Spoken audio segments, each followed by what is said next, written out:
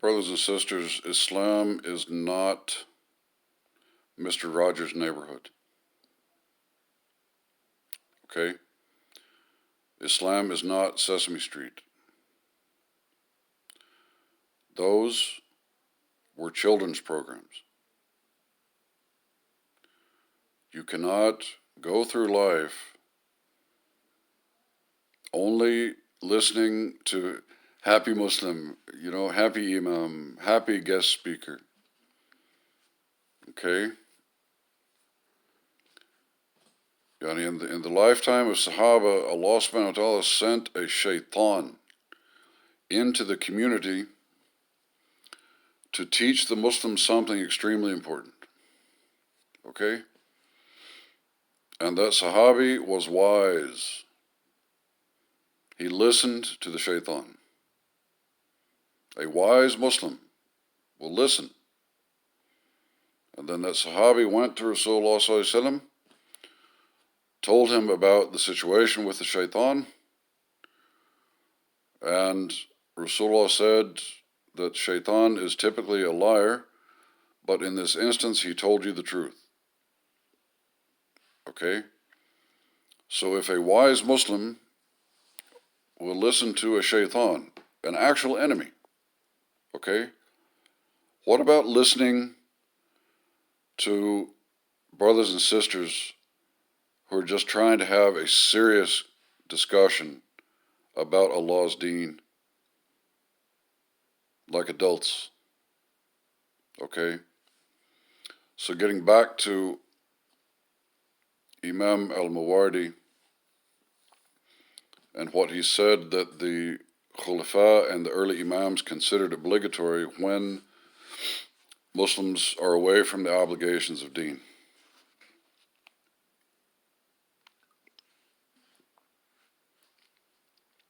All right. That's a little better. So there are 4 steps. Number 1, go to them and politely call them back to the obligation. Okay? But with you and your people, this has already been done. Okay? And you don't respond.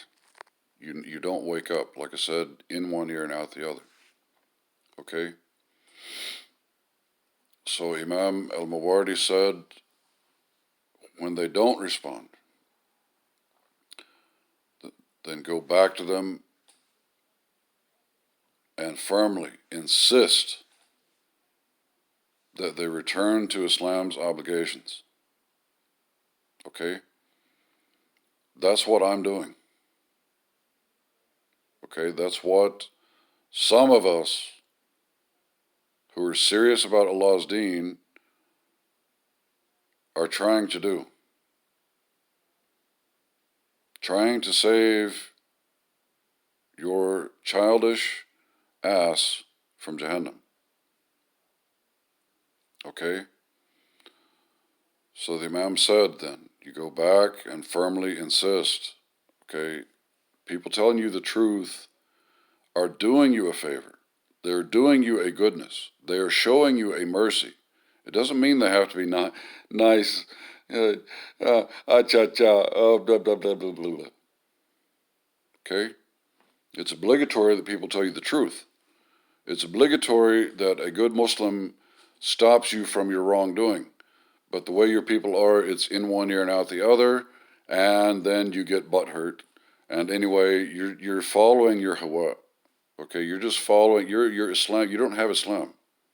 And you're just going through life like I've talked about. You imagine you have Islam, but really all you're doing is you're enjoying your life in the dunya. And when it comes to deen, you basically ignore deen, and you just pick this and pick that, and I like this speaker. Okay, Islam is not about your like. Okay, you're on your way to Jahannam. You better quit following like and not like. It has nothing to do with Islam. Okay? Islam is Deen al-Haq. Okay? And Allah has said, وَمَن يَبْتَغِي غَيْرَ الْإِسْلَامِ دِينًا. Whoever chooses other than Islam, and that's what you've done. You do it every day. You don't act like Muslims. You don't think like Muslims. You don't live like Muslims. Okay? فَلَا يُقْبَلْ مِنْهُ. Then Allah will not accept it. Allah will not accept your deen. Okay? And then, in the hereafter, those people are big losers. Read your Quran, guys. That's what it's there for. So Imam al-Mawardi then explained that the Sunnah and the obligation of Islam that was practiced by the Khulafa,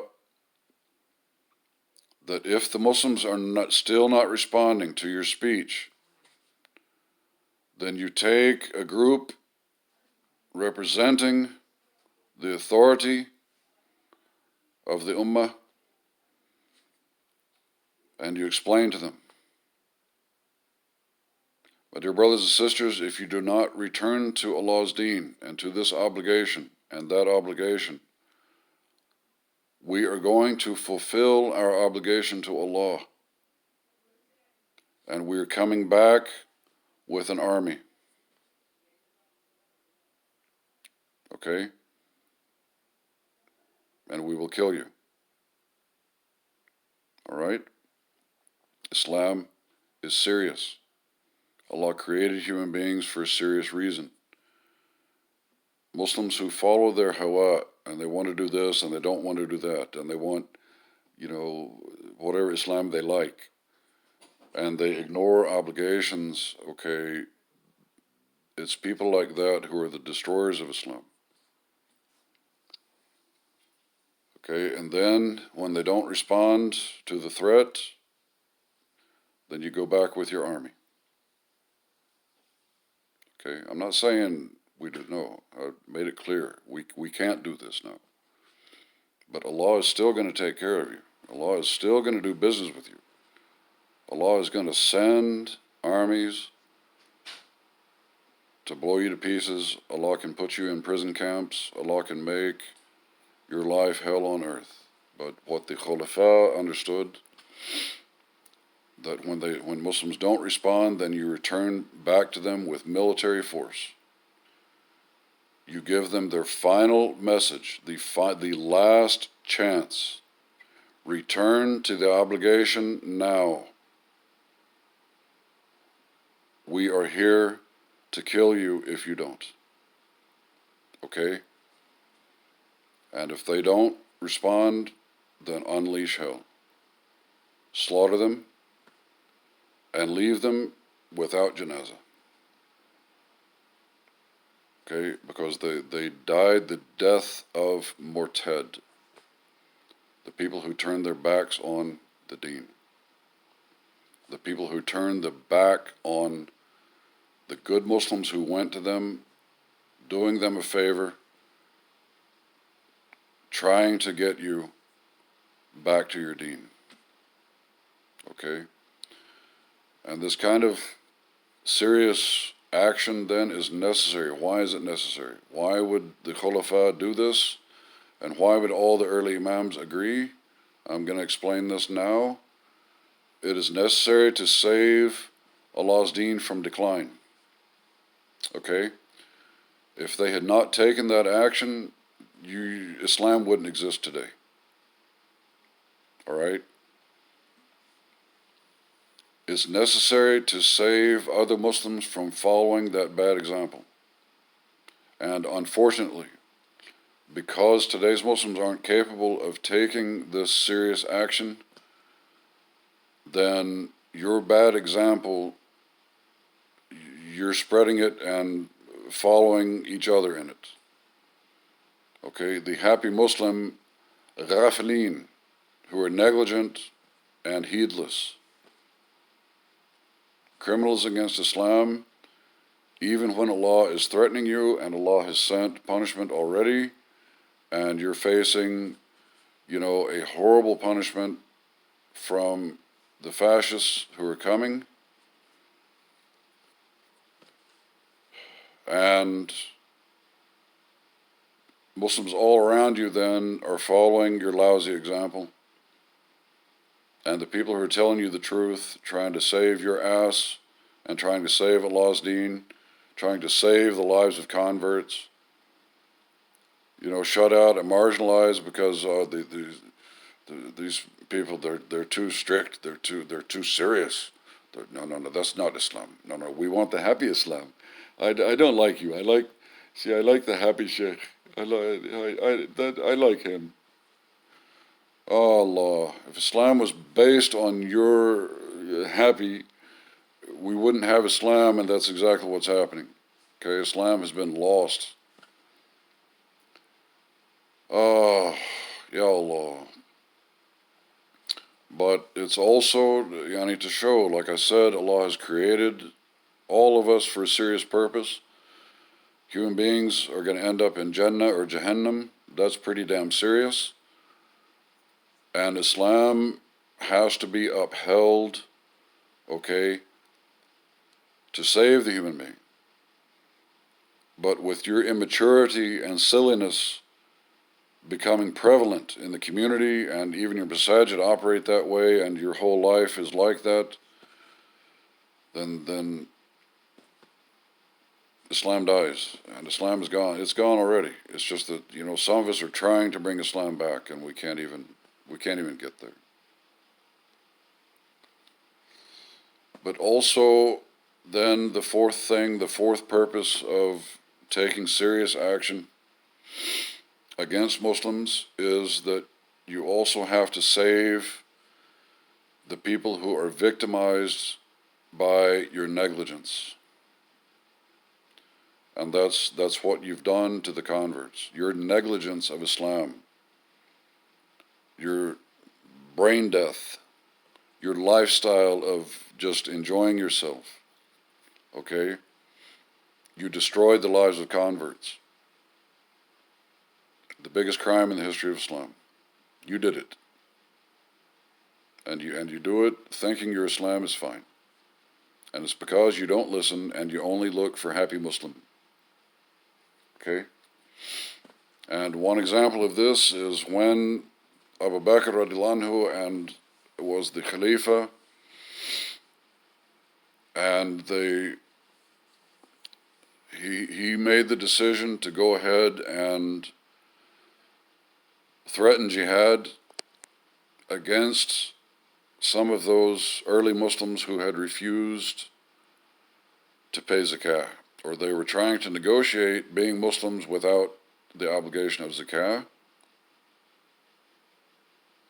Abu Bakr said, no, I'm not allowed to do that.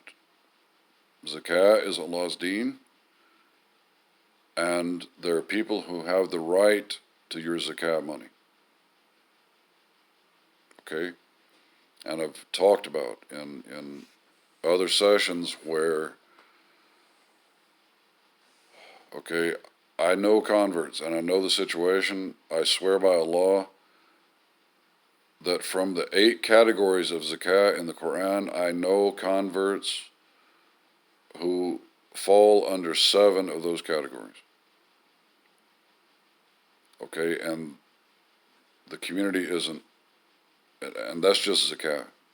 The actual deen is what I'm going to say now. It requires way more than that.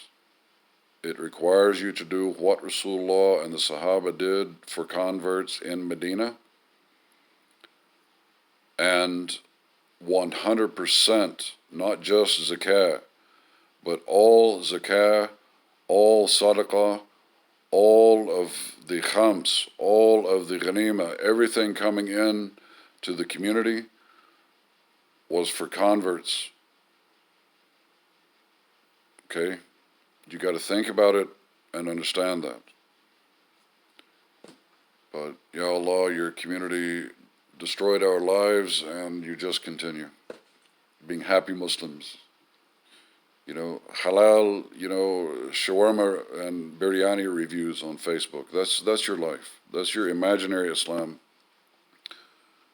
And you won't listen to people who are serious. Hasbunallah wa ni'mal wakeel. So I'm going to come back, inshallah.